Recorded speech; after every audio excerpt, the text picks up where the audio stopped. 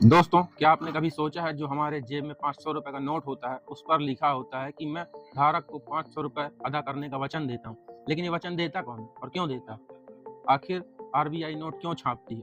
आइए हम आरबीआई के पीछे का पूरा राज जानते हैं। आरबीआई यानी रिजर्व बैंक ऑफ इंडिया, ये भारत का केंद्रीय बैंक है। इसकी स्थापना सन 1935 में हुई थी।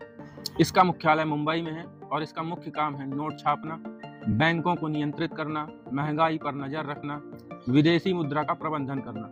मुख्य रूप से अगर अपन सीधे तौर से कह दें तो आरबीआई हमारे देश की आर्थिक रीढ़ की हड्डी है। भारत में 1 रुपए का नोट और 1 रुपए के सिक्के, इन्हें छापने की जिम्मेदारी भारत सरकार की होती है, लेकिन 2 रुपए से लेकर 2000 तक के नोट ये सभी आरबीआई छापती है। सभी नोटों पर लिखा होता है रिजर्व बैंक ऑफ इंडिया और इस पर आरबीआई के गवर्नर के साइन होते हैं। मतलब इसका भरोसा आरबीआई देता है। नोट छापने के लिए आरबीआई के 4 प्रेस हैं, महाराष्ट्र के नासिक में, मध्य प्रदेश के देवास में, कर्नाटक के मैसूर में और पश्चिम बंगाल के सालबोरी में। इन 4 जगहों पर भारत में नोट छापने का काम किया जाता है।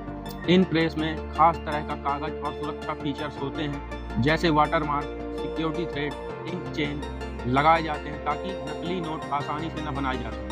अब अगर आप सोच रहे हैं कि एक नोट छापने में कितना खर्च आता होगा, तो 10, 20 और 50 रुपए के नोट लगभग 1 रुपए से भी कम खर्च में छप जाते हैं। अब बचे बड़े नोट जैसे 500 रुपए और 2000 रुपए। इनको छापने में लगभग 3 रुपए से लेकर 5 रुपए तक का खर्च आता है। एक नोट छापने में कुछ ही सेकंड लगते हैं, क्योंकि सभी मशीनें बहुत ही हाई स्पीड पर काम करती हैं। आरबीआई एक दिन में करोड़ों नोट छाप सकती है। अब सवाल ये है कि आरबीआई को नोट छापने के बदले में मिलता क्या है?